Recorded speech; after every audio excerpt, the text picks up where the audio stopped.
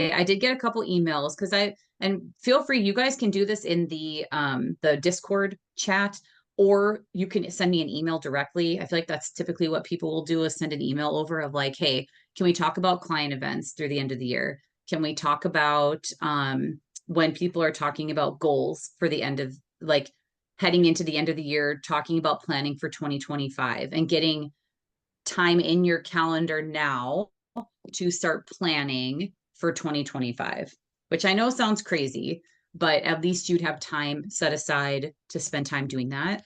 So it's client events, newsletters, so marketing stuff, review process, and any other topics that we want to talk about. So client events, we have Pi Day. Kathleen and I are, we're going to be meeting next week or the week after to talk about some specific things with Pi Day that'll be coming up in November. What other client events is everybody doing right now through the end of the year, if any?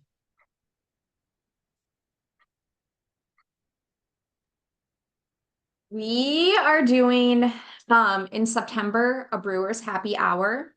Okay. So that's just for like our inner circle. It'll be like maybe 30 to 40 people. So just a Okay. smaller event Yeah. with drinks, little like finger foods, the game will be on, all that kind of stuff. And Okay. then in October, we're kind of toying with the idea. I know we should probably have this all set by now, but toying with the idea of doing like a Whiskey Wednesday where it would just be a weeknight and you would come get a flight of different whiskeys and then like foods that would pair with it. And Okay. that would Cool. probably also be a very much of a smaller event. And then in November, we would do like a big Packers party. And that would be a bigger event with like 100 people or so, game day food, sliders bar, um, kind of drop in, drop out. If you want to watch and see the game, like the food will be served at halftime, but you don't have to stay for the whole thing. Okay. Um, and then in conjunction with that, has anyone heard of blessing baskets? Or is our team like the only one that does? Okay. And maybe I only know Katie, about like it you're, because of your. I was gonna say you're not in your head, and I've actually never done it before, so maybe you can speak Yeah. more to it. But I think you are collecting like food and necessary items that I know. I think Chris does it for the Milwaukee Homeless Veterans Initiative, which she's Yep. pretty involved with. But Mhm. you tell your clients like, hey, these are the products that we need, like put together a basket and bring it, and then those baskets go to help the homeless vets. So I think Yep. you could probably do blessing baskets for like any group or organization that needs something like that. But ours just happens to be through that. And since that client event is in November and the blessing baskets are like more of like a Thanksgiving kind of thing, we're just like tying it all together so that they can bring them to that client event when they come, and then we'll have the baskets ready to bring to MHVI. That's perfect. Because when did you start with Chris again? February 5th. February. Okay. Yep. Mhm. Yep. So she does her own pie day, which is pretty cool. And she gets pies from the Elegant Farmer, which are delicious. Oh, So yeah. yes. Yeah. Amazing. Yeah. But yeah, those blessing baskets are awesome. Our team always does one for her, but very impactful, which is really cool to see. So that'll be cool for you to see that. That's awesome. Yeah. Nice. Okay. So a happy hour whiskey Wednesday Packer party. Has has anybody done so in the past? Our team has done pictures in the park. You guys have done that, Robbie. Are you guys doing that again? October 19th, and I Okay. get to miss it this year. Ah. I was already on vacation when they chose the date. So we decided to do a little different strategy with our events this year in trying to have an event every month. We actually skipped this month's event technically because we did 2 last month. And we're like, we need a break. Yeah. But it's basically like doing smaller events around our bigger events. So Okay. like we've done a couple of different call-in events this year on like, it's a Thursday, everybody comes to the office, and then, for 6 hours people call in and we give out a prize. And that's gone pretty well. And then we are doing Packer pizza pickup on the first game of the year. I Okay, kind cool. of was like, I'm not down for this. I would like to be watching pregame coverage of my Eagles, before the game starts and not handing out pizzas to people. But I Yeah. lost that battle. So we're doing that before the game until Okay. I think 5:30 or something. So we're getting, what is that, like Papa Murphy's is the ones where they're like made, but you bake them or something like that. I don't know. I'm not from here. Your Yep. pizza's not good. Yeah. So I agree with you. I am from this area, but I agree with you. Jets is super long. amazing. I will give you that. What's Wait, that? what is? Jets out of Oh, West you're so Dallas and right. Brookfield. Oh, That's my favorite, easily my favorite. absolutely. So- That Yep, totally. Hands down. I totally agree with you. Yeah, so we're doing a call-in event again, I believe, in August. And then so that's Okay. our August, and then September will be the Packer pizza pickup, and then October is pictures in the park. November is obviously Pie Day, and Yep. December we did not give ourselves something to do for December because nobody wants to do an event in December. So. Yeah. Yeah, it's hard. I feel like people What's are pictures busy. in the park? Like, what is that? So it's Literally, you go take pictures in the park. I'm yeah, so guessing. we hire a photographer, and then we let people sign up. We have so many slots, and then they get their picture taken. Last year, we were very lucky. We had a gentleman sponsor a hot cocoa bar, and that actually kind of saved the whole thing because, things take longer and we didn't do specific. We did hour-long blocks, and then of course everyone shows up in the first 5 minutes. So Yeah. it's like, well, go have some cookies and hot chocolate while you wait. Only Yeah. one person was irritated. And it was like, well, enjoy your free pictures, please. I was gonna say Because it irritated wasn't by free free for us pictures. to pay for them. So Right. Right. um, That kind of stuff drives me nuts. Like this was literally free. If you wanted to pay for like a mini session somewhere, you'd probably spend like $350. mhm. Like check yourself. You know what I mean? Like it's just wild to me. I know.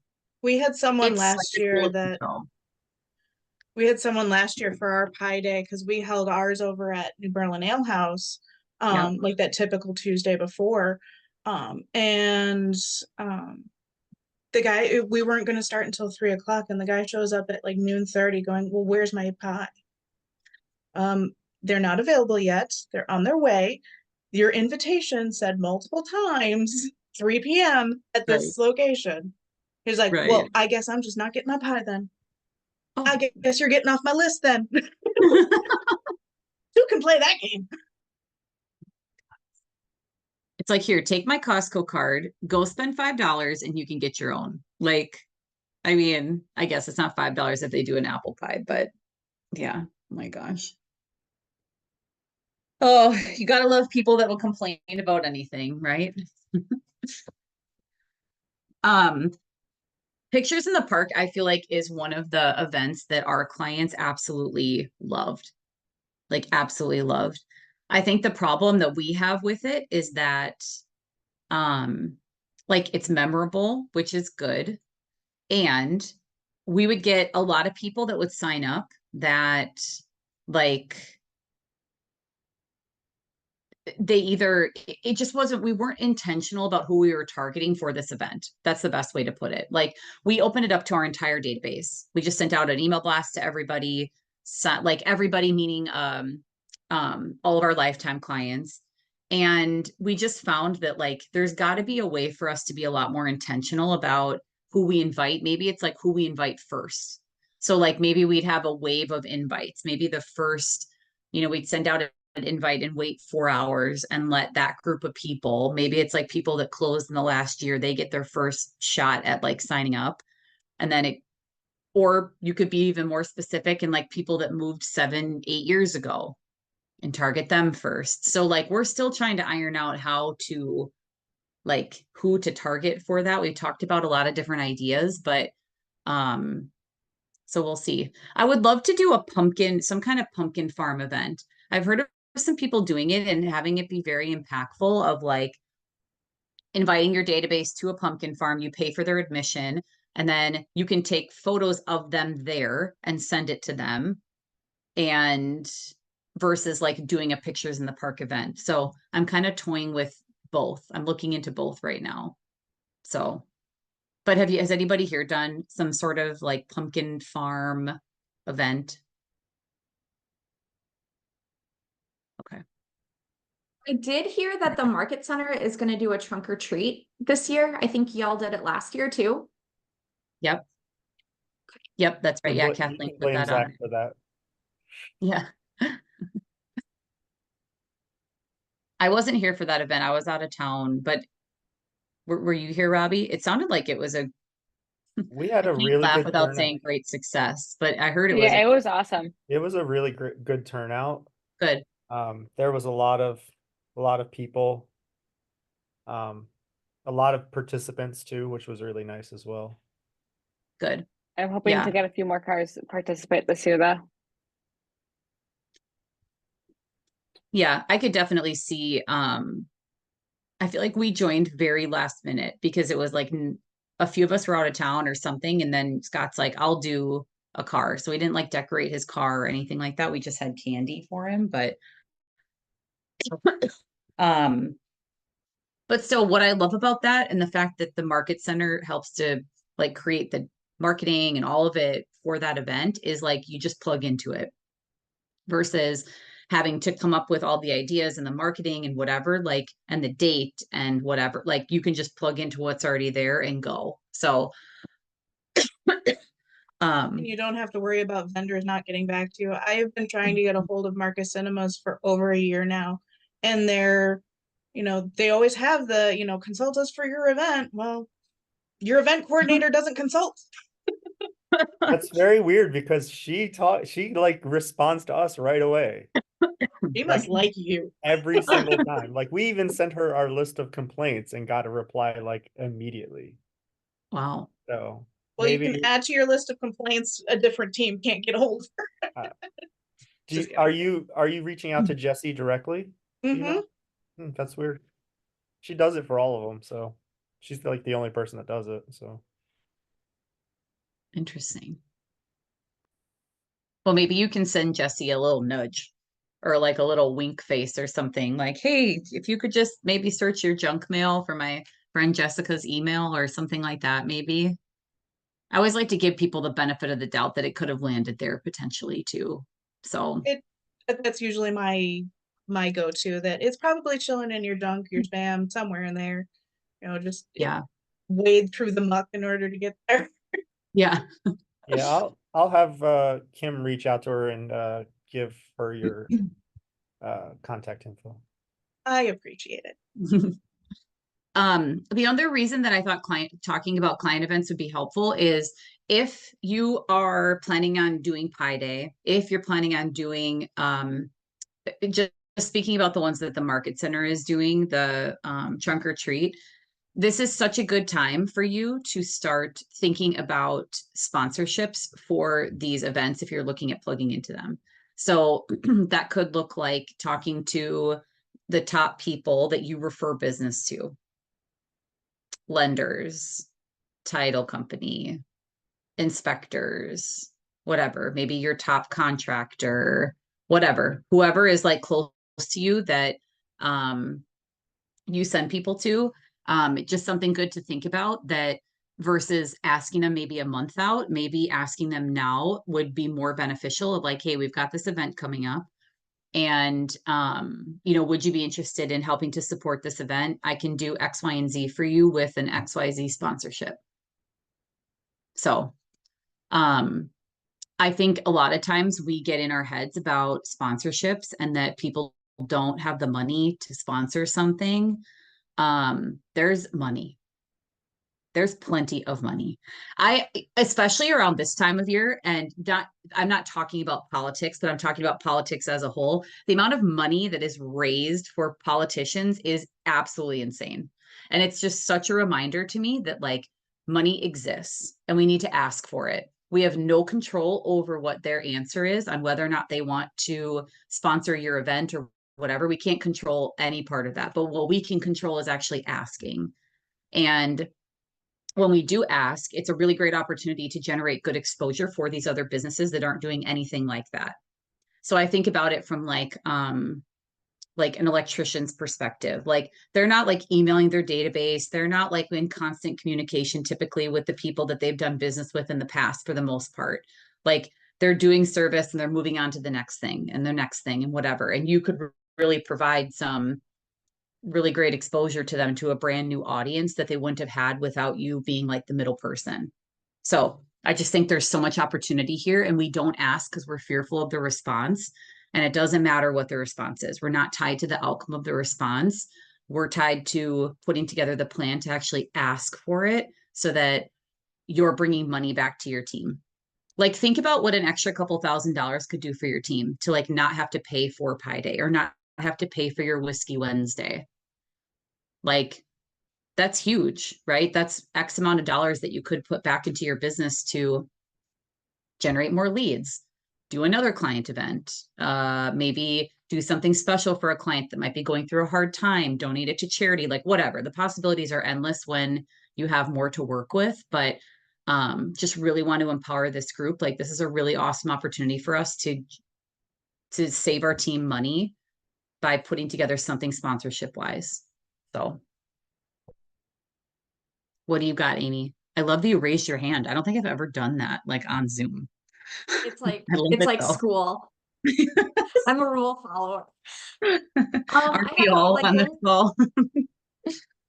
going along with the idea of sponsorships, for those of you that have done like the trunk or treat for Halloween, do you put together swag bags and have sponsors help with like just the cost of the candy and the swag bags, and then in return like put some of their business cards or information in the swag bags? Or do you just do candy? So last year, Love that. the whole thing was put together pretty much at the last minute. So I Yeah. don't think that there was much time to think about doing anything other than decorating your car and getting candy. Yeah, Um, that's a good point. So, but that's actually a good idea that I'm gonna write down. Thanks. Yeah, I love the idea of having I mean, I think there's a lot of possibilities in terms of like how you could involve a sponsor in a trunk or treat. You know, you could put their marketing on all of your marketing materials. So like their logo, etc., in all of your email communication, your online marketing on social media. You could have a sign up like that day of like, thank you to our sponsors for helping us to pay for this or something like that.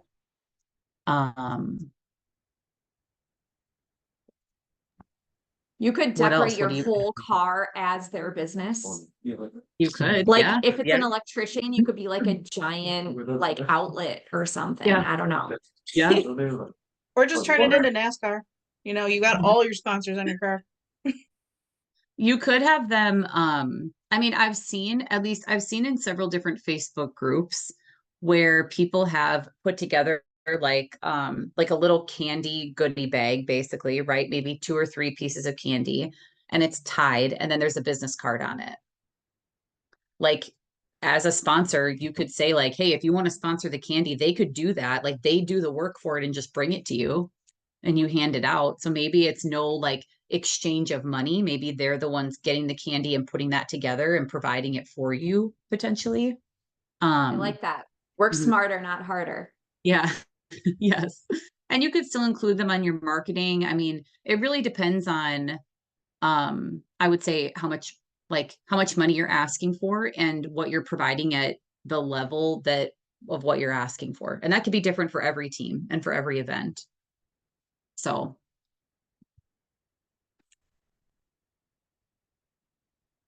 good. Well, if you have questions about sponsorships, etc., like let me know. I'm happy to talk further on it. I'm a big believer that operations wise, we have a lot of power to bring a lot of money back to our teams. Not saying that this group necessarily has to be the group that's asking for the sponsorship. If you don't have the relationship with that person, but your leader does, or one of your agents do, or whatever, that's fine. But we could provide all of the materials, all of the documents, etc., to support them in asking that person for a sponsorship. So Delegation. It's so great. when we Yes. do it. Yes, exactly. Okay, cool. Anything else on the topic of client events? Oh, nice. Emily said we put together a majority of our swag bags, then ask our sponsors if they want to add anything. We had sponsored chip clips, chapstick, and some literature on their business. Yeah, I love that idea. It's a really good point. I also think that there's nothing wrong with even asking that business, like if they have ideas on what they could do. And the reason that I say that is because, especially if we're talking with, I always love to use like an electrician example, because a good friend of mine, they run an electrical company, and they're great at stuff like this. They love to do things like this, and they're very thoughtful on referral gifts and things like that. And it's like they might have a great idea that we haven't seen in our industry, so like instead of like boxing people into something, maybe they've got something, and if they don't, that's fine. Then we can bring some solutions of like what they could do. But I don't think it hurts to ask them what that could look like too. So good. All right. Next one was newsletters. So who all is doing a newsletter currently? Okay. I don't do it, but it's done by someone. Your team. Yes, yes, your team does one. Okay. Tell us a little bit about it. Like, how often are you doing it? How long does it take you? What do you see gets like the most traction? Anything else you want to share that you think is valuable about a newsletter? If you send it out in the mail, or do you send it out electronically, what do you do there? So I kind of cheat coded mine, or may use what's available to me. So I actually just got templates off of Etsy, and it was like a Mhm. whole year's worth of templates right off the bat. So the stuff is already made. The Perfect. only things that I really alter or are the previous month's markets, like market, what what the market did last year, like, or last month, how many houses were sold, average price point. So there's a little bit of data there. If there's a house that either just listed or just sold or whatever, there's a spot for that already there. So all I just have to do is plug and play there. Okay. There's one spot where I alternate like on a preferred vendor, just a little blurb on them and their contact information. And then sometimes I'll add like an additional, like when we've got the market center that sends out like the Packer schedules or the baseball schedules, or the farmers market or whatever, I'll add an additional page going, here's some notables for you. Okay. So overall that maybe takes at most an hour to do for Okay. me, because it all drops into Canva and you just alter it on Canva. Yep. And I just send it out via email through Command. It's a little tricky in Command, but it can be done. Okay. So yeah, that's the extent. Usually I send it out like the middle of the month, because we'll get the market analysis from MLS usually about the 12th. So usually between the 13th and the 15th, I'll send it out. Okay. Good. That's helpful. And good to know that you're sending it through Command. I know, Robbie, you guys send yours out through Brivity. No? We send it through MailChimp. Oh, through MailChimp. Okay. Okay. Brivity auto plans can be a little weird. You can't add more than one, and sometimes they get hung up. And Oh, so okay. we Okay. realized it was just easier for us to just send it out through MailChimp. Okay. That makes sense. I don't know much about the newsletter. I'm That's not okay. even subscribed to it because I'm not on the list, like that tier of people that gets it. But my understanding is it goes out once a month, and Once it's a month. emailed. I Okay. think I read one a year ago, and I was like, okay, I don't need to read this again. You unsubscribed.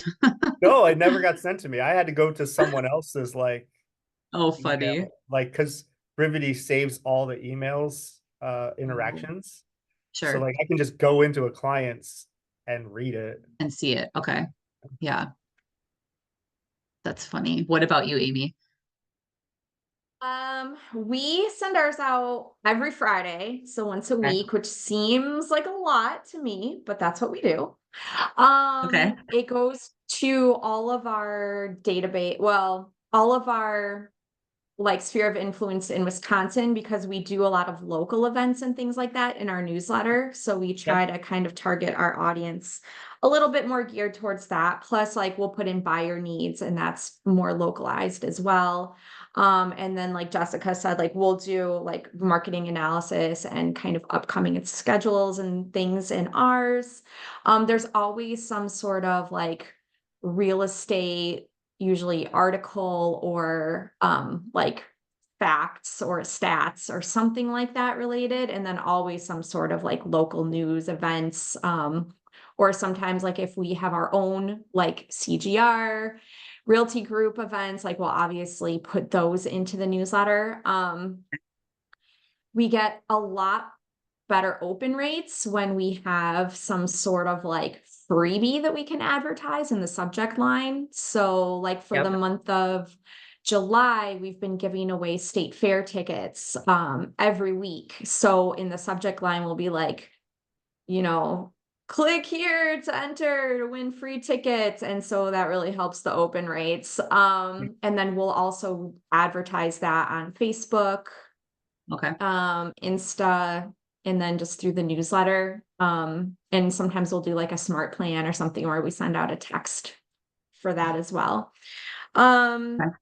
But yeah, that's our newsletter. I don't do it. Our VA does it. So Okay. praise God Okay. for that.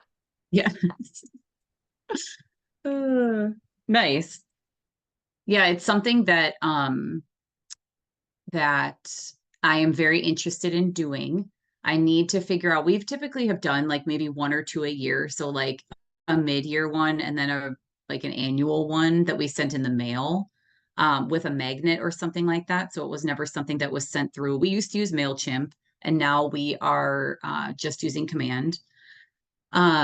Not just, but we switched back to Command versus paying a lot of money for MailChimp, at least for right now. So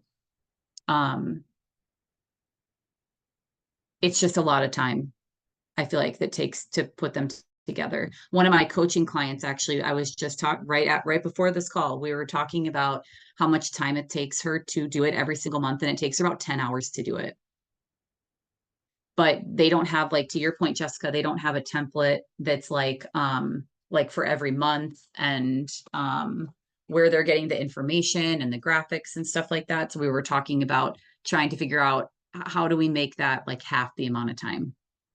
Yeah, I think my template was like maybe $10-15 off of Etsy for a whole year's worth of it. And it's technically like a 2-pager type deal. All of the stuff, it's very simple, like Amy's is, where it's like, it's, spring cleaning or what to do to get your house ready for the holidays or that sort of thing. It's like little nitsy little frou-frou, and you just add a couple of personal touches there, and literally it just, it's so much easier than me trying to think of, well, what am I going to write this time?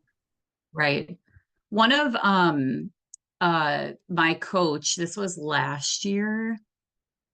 It actually might have been the year before. Either way, she had me actually put together, which was very helpful. And it's actually on I have time blocked off in my calendar to start planning for 2025, and which we'll get to in a second. But part of that is laying out, like, for a newsletter every single month, like in all of these areas, like what is a local event you can talk about? What is this? And trying to do some of that research ahead of time so that you're not like in the moment trying to think about what am I going to put in this thing to send it out tomorrow. So I think as much as we can try to like work ahead and things like that, it's definitely helpful. So if possible anyways. So we get a lot of our local events from Milwaukee Magazine. They have like an online subscription that's free.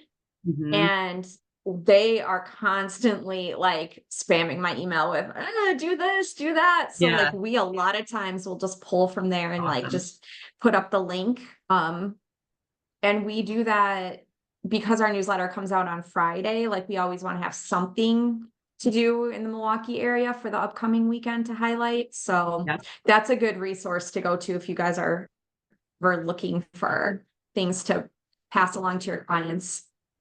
Yep, that's a really good point. I used to, when Jen was on our team, I would help her with her newsletter, and that's often where I would go when I was looking for like top splash pads in the area, or like like best parks in Waukesha County or whatever. That website has a lot of really great resources. That's a really good point, Amy. I'm so sorry. I had to step out and try and slide across the kitchen in slacks. That's fantastic. What was the website again? Milwaukee Magazine.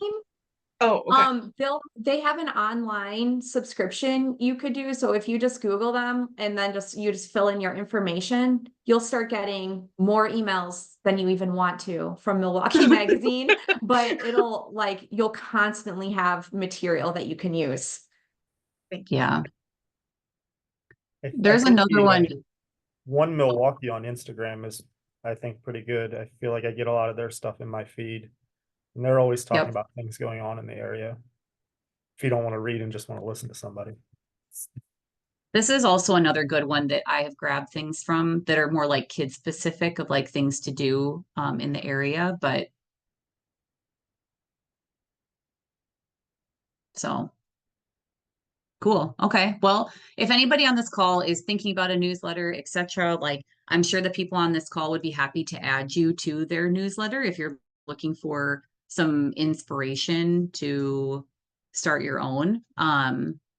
It definitely can be like a rip off and duplicate kind of thing, at least to start in terms of getting ideas and things like that. So, but to Jessica's point, Etsy has tons of great templates to use. So you're not having to recreate the wheel. That's where we got our listing presentation, our buyer presentation, a couple other things for like way cheaper than if I were to hire if I did it myself, two, if we hired like a graphic designer to do it from scratch.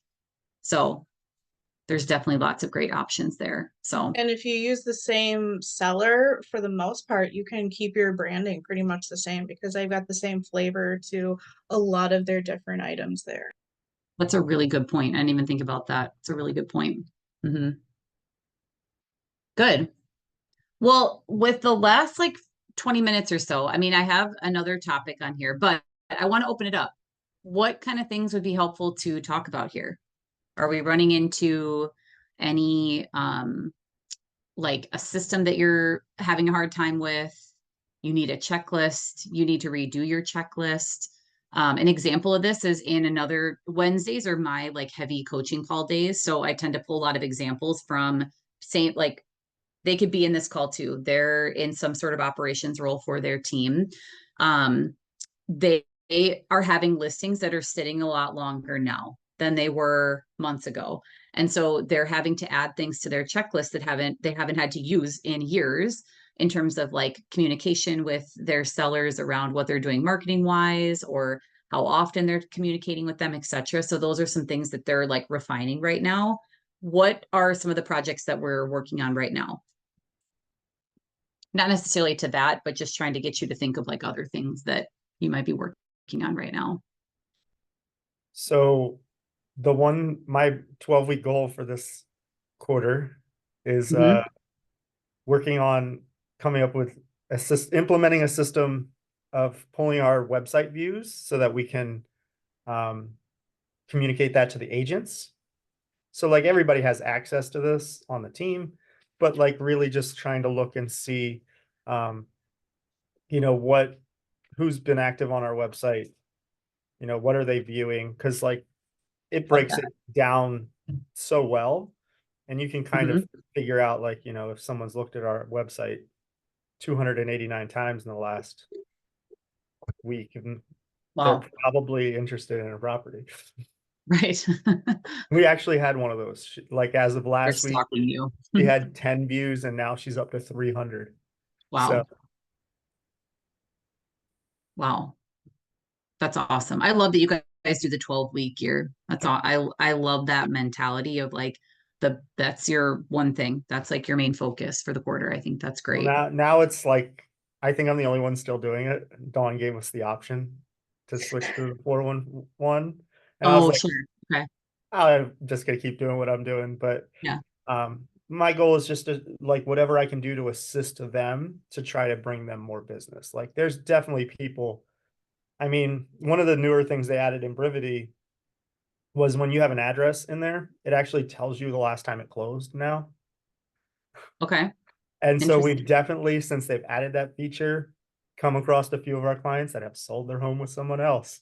So trying to make sure like things like that don't slip through the cracks. Yeah. Yeah.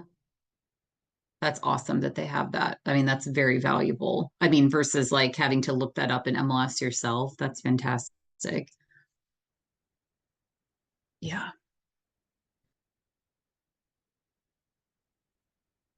What about what is everybody doing in thinking about the changes that are coming in August with concessions around fielding phone calls that might come into the team, addressing a system for how we're going to be entering information into MLS when we close it out in terms of like if it was a percentage, if it was a dollar amount, like just thinking about some of these things. Are we working on things to help to get ahead of some of the changes that are coming? And if so, what are we doing in that area right now?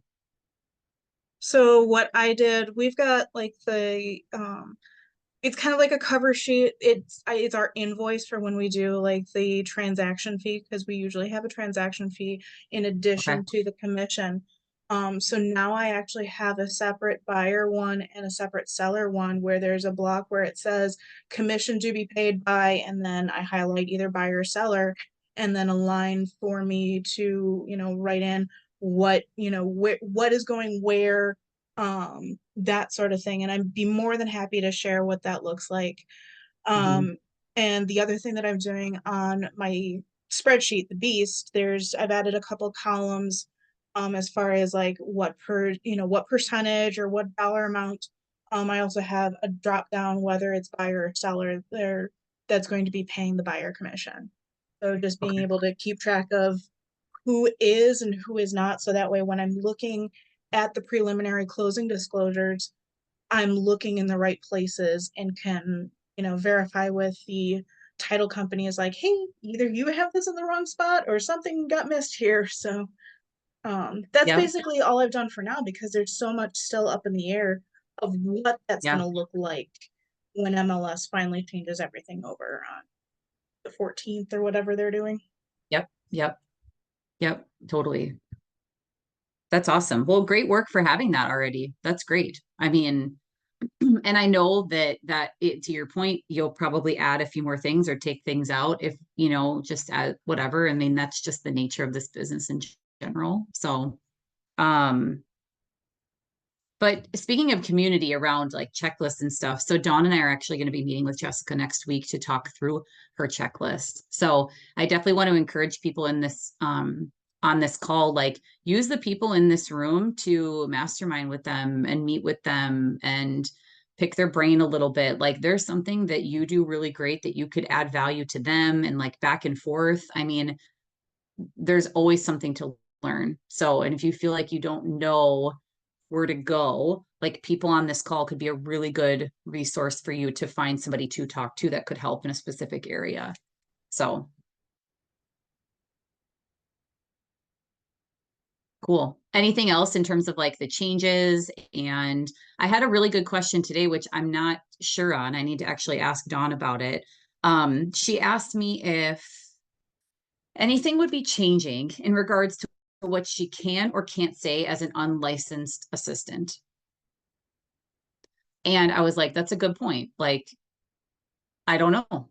So I think that would be a good question to add, like to find out what, just so that we know. And I feel like quite a few people on this call are licensed as operations people. I'm not licensed. So but I was joking with this woman, Nicole, actually, because she's about to take her test in a couple weeks and she's very nervous about it. And she was like, I'm not sure. I'm like, well, you're not going to even need to know because you're going to be licensed before these changes even happen. Like, but I'll need to know because I'm not licensed. But if you're not licensed, I think it's definitely something to think about around and us getting some answers on like, what are things we are able to say and what are we not able to say? Like, are we able to share the commission part? Can we not? I don't know. I'm not sure. So just another thing on commission, as Lisa has been like trial ballooning this for the last few months, Mhm. where she's been having people actually like write in their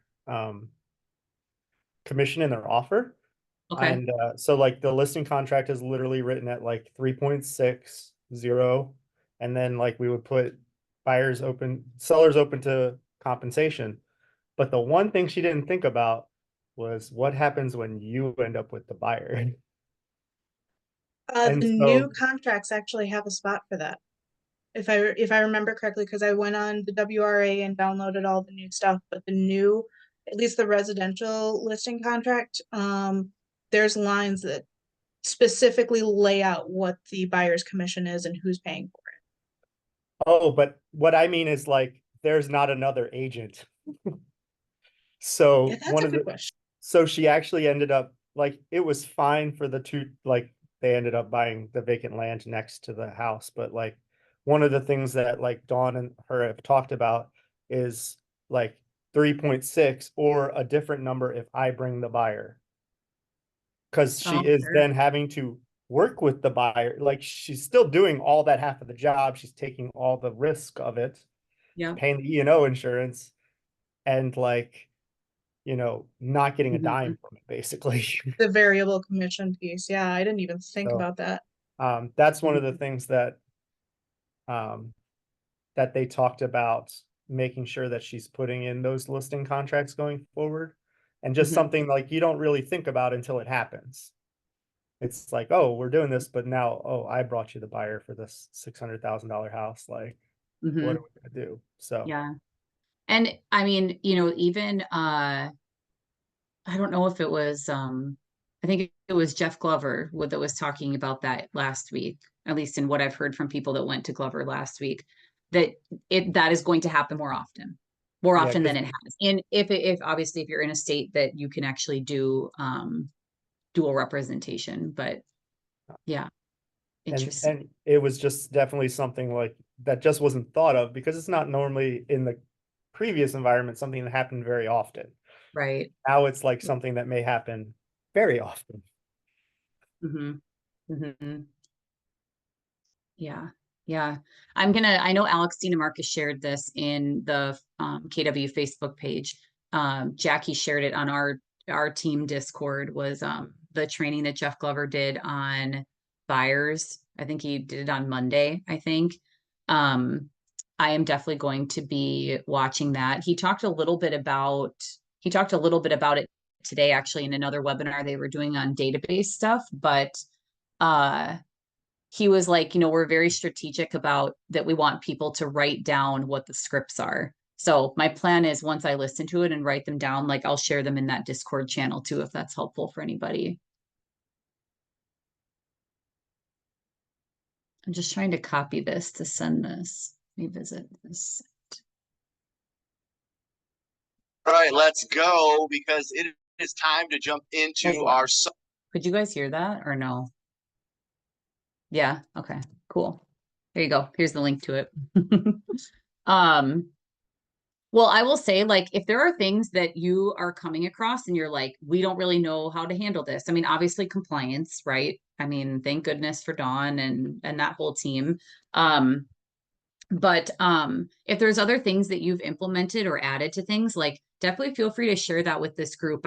I think as changes like this can create a lot of anxiety in people and in agents, ops, etc. And you're never wrong for how you feel, but it's like, what can we do to get ahead of some of these things? And so if you have something that's working for you, it could definitely be helpful to share it with this group. Because you might see it a different way than somebody else potentially too. So And especially to hear how you're like, I can't be the only one that has some team members that are kind of like poo-pooing everything and just being kind of really negative and that sort of thing. Just hearing how you guys are helping mhm. guide your people into the path of light, shall we Yeah. say. Yeah, Um, I mean, that's a really good point. I mean, that's a really good point. And I think, Katie, for me, just because I'm so, I started with the seller side, and now that I'm finally kind of shifting over to the buyer side, and we've been working on that, I've been watching the Jeff Glover videos, but I think for me, it's just I have to do one and sit down and Mhm. once I get that first Yeah, offer when I'm working with the buyer, but Mhm. um, so I'm excited to be like on the buyer side now to just have more of because I just see everything coming from the seller side. Yeah, And everyone in our every other Thursday, like Jessica Krickeberg and Amy and Rob, and now Jessica Berghoff, like I've just yeah, learned so much from them that, that's awesome. the more I get into this, but I just think for me, I just don't know what I don't know right now. Like I'm just not really Totally. on the buyer side ever, so I don't have any Mhm. knowledge of that. So I think when it first happens, and then we just have to go, like, we just have to do it. Like change sucks, but it's inevitable that it's going to happen. Yeah. So Yeah. And I think, I mean, it's like we can choose to say that like change is hard and we don't like it, or because change is hard for me too. I'm not real crazy about change. If you look on my KPA, it's not like a strong suit for me. Um, but it's like I have trained my brain to be like, there's so much opportunity in this, and I need to see it that way. I need to see it as there's opportunity here. It's a chance to grow, it's a chance to learn about it's a chance to develop new skills, new skill set, which I think is super important, especially in this industry. There, at least from what I've seen in the last 5 years that I've been here, it's frightening actually, to be totally honest, about how many agents represent people. And it's like one of the largest assets that they have, and they have somebody not good representing them. That's very concerning. So I do think that things like this weed people like that out, which is good. But it's just a chance, like we need to sharpen our skills, and it's going to be a very skill-based market. So, which is good. It should be. These are salespeople. They should be skilled. And it should be that way. It shouldn't just be like, oh, I just really like houses and wanted to get into real estate, and they're just winging it. Like, no, there's skill to this and tact and all kinds of other things. So I'm excited to see what happens with it. That's for sure. I think, Jessica, for like our team, because like they've all been to so many different trainings around this in the last 9 months, that Mhm. like they don't have a lot of anxiety or questions, because it's like it's kind of hearing the same thing over and over again, and you're like, well, yeah, like we've been prepared for this for 6 months now. And Yeah. then like seeing the changes aren't like radically different, like it just Mhm. spells things out clearly. Yeah. Everything is super clear now and not ambiguous. So I think like Yep. it's not the sky falling that everyone thought it was going to be. And it's, Totally. you know, I think it's and everybody's anxiety is obviously different, oh yeah. but Yeah. like, Hmm.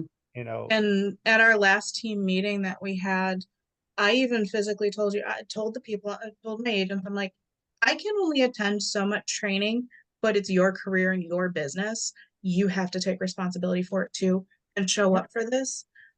There's only so much I can sit on. I'm trying to sit on as much as possible because I have to know the answers myself.